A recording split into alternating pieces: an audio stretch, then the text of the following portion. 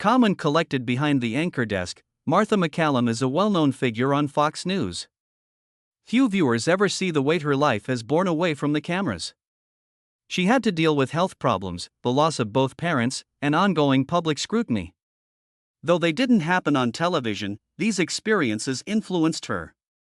This is Martha MacCallum's more reserved side, which explains why her tale is more depressing than most people think.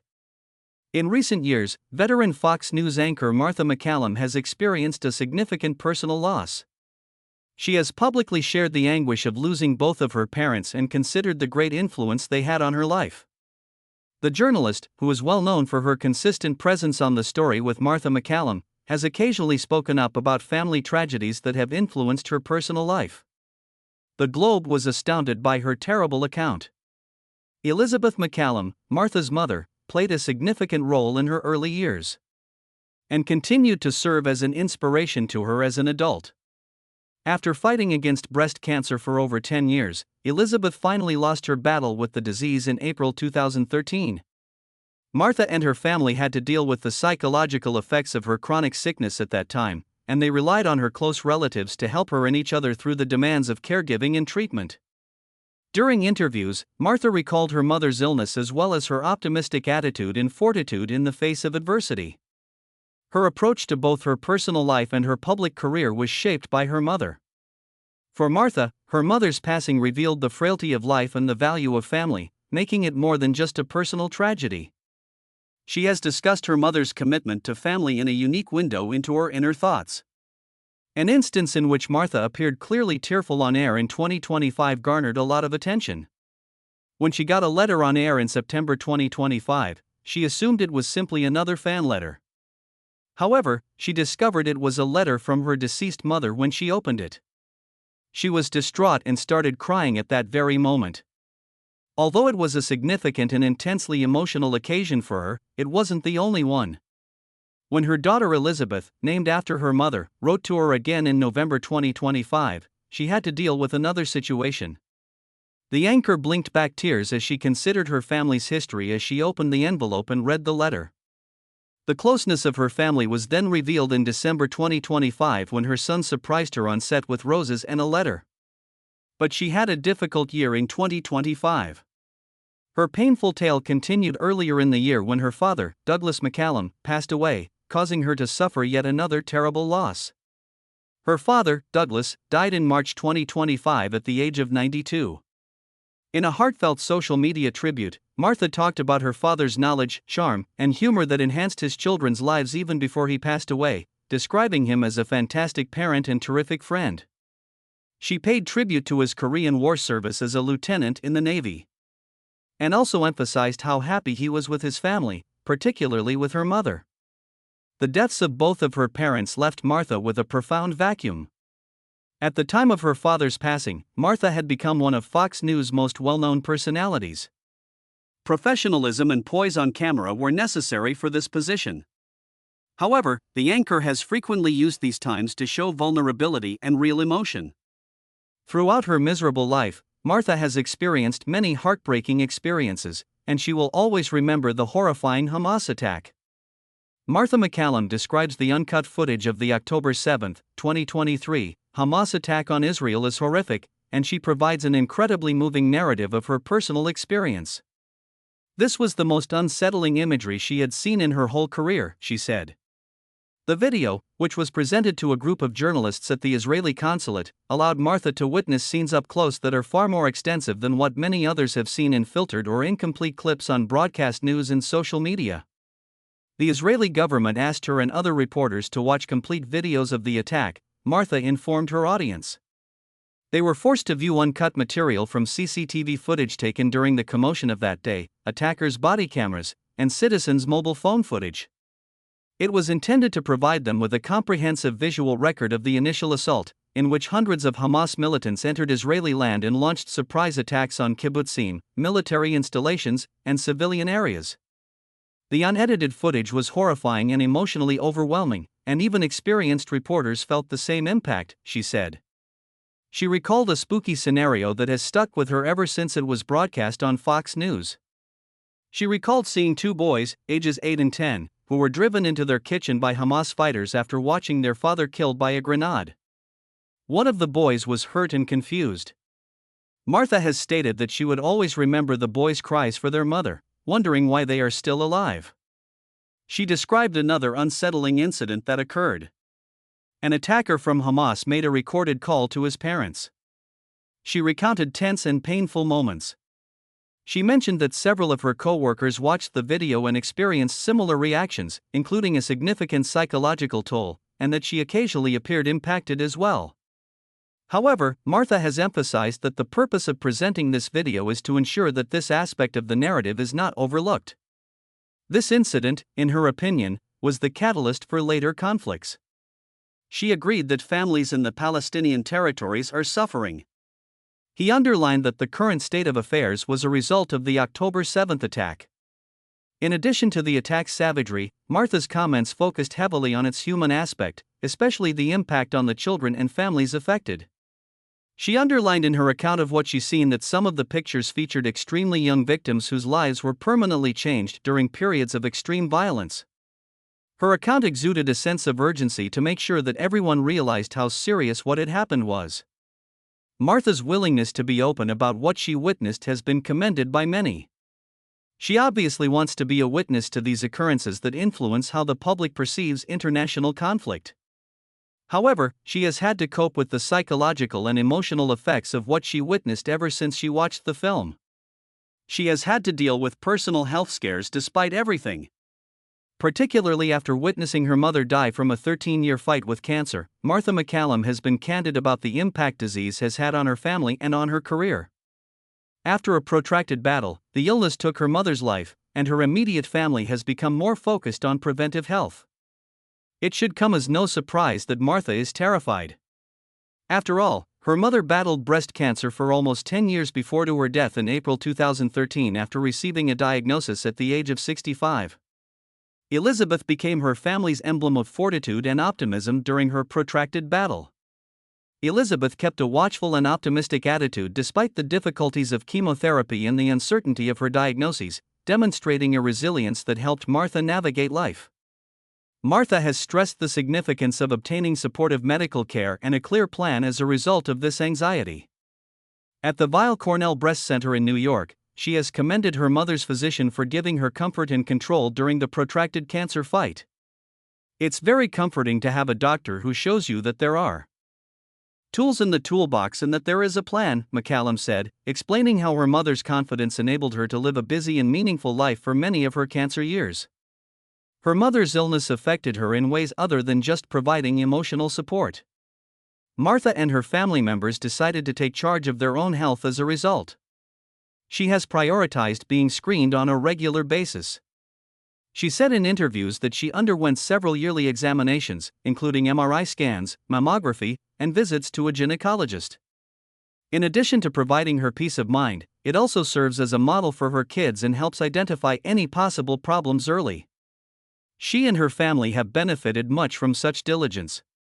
Because of routine health monitoring, her sister Jane's breast cancer was detected early enough to be effectively treated before she turned 40.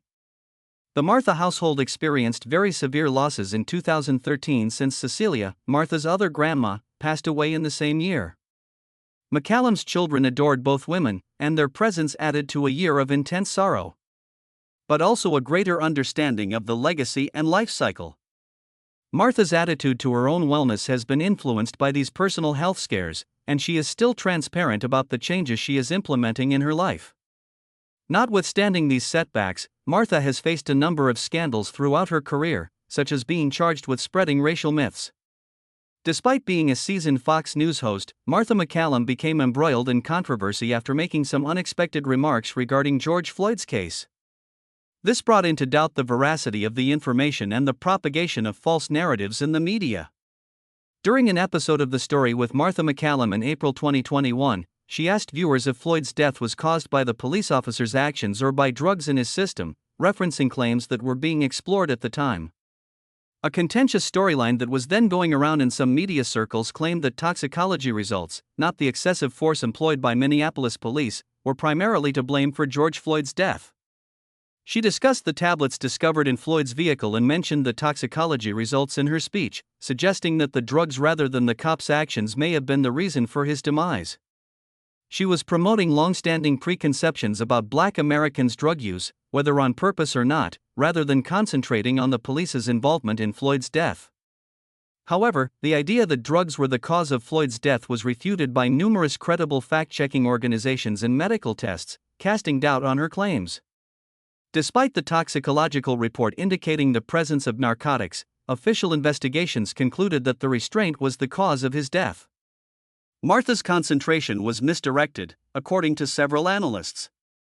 Martha's comments have drawn a lot of criticism, with some claiming that she was propagating a fiction that ultimately avoided responsibility in instances of police brutality against Black people.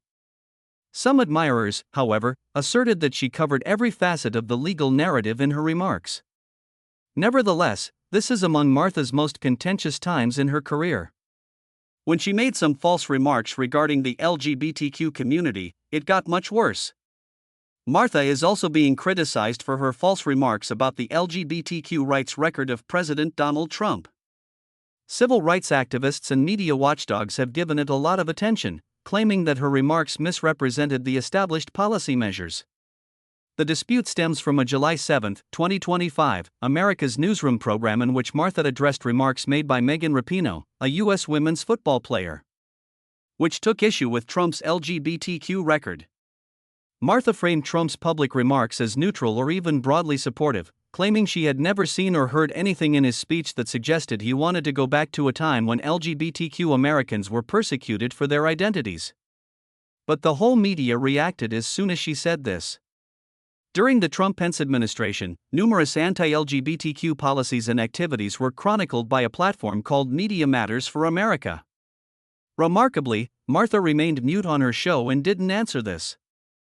Among the Trump policies Martha never brought up were the removal of LGBTQ content from federal health surveys, the revocation of Obama-era non-discrimination protections for transgender students, and legal actions that backed religiously motivated denials of services to same-*****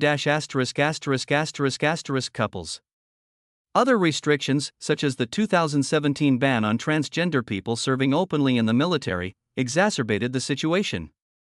It demonstrated how much Trump had taken away the LGBTQ community's protections. However, it was obvious that Martha was ignoring Trump's proven acts in order to portray his policies as not hostile towards LGBTQ rights. She was accused by several of downplaying or hiding Trump's behavior and disregarding them. On TV, she has also experienced some difficult times, including instances in which she disagreed with the subjects of her Fox News interviews. There have been occasions when Martha and interviewees have had heated on-air conversations. These incidents have garnered a lot of attention, not only because of the topics they discussed but also because her interviewing technique and handling of difficult dialogue have drawn criticism. One of the most well-known instances occurred in August 2020 when Martha was hosting a segment of her show and she asked Hawk Newsom, a leader with Greater New York's Black Lives Matter, about remarks made by another activist who seemed to support looting as a kind of reparations. Martha pressed Newsom to discuss the moral ramifications of destroying property during protests by keeping asking him if he thought it was morally appropriate to rob establishments like Macy's or Gucci. But Newsom constantly sidestepped responding to her straightforward query, instead turning attention to systemic problems and more general critiques of policing. Martha interrupted the interview in the middle of a segment after Newsom repeated his more general political complaints and declined to address whether looting was acceptable. This was a major moment in broadcast television, according to numerous analysts. There was a lot of building tension during the exchange as Martha attempted to return the topic to her first query. Newsom continued to sidestep the subject by bringing up other issues like racial injustice and police brutality. Martha was discussing curriculum standards and educational policy with Randy Weingarten, the president of the American Federation of Teachers, in another fascinating session. They were particularly debating the contentious issues of critical race theory and the proper teaching of U.S. history in schools. When Weingarten stopped Martha in April 2025 and called her sweetie while attempting to make a point, the tone of the conversation changed from being straightforward to confrontational. Refuted the casual address right away, saying, "Please don't call me sweetheart.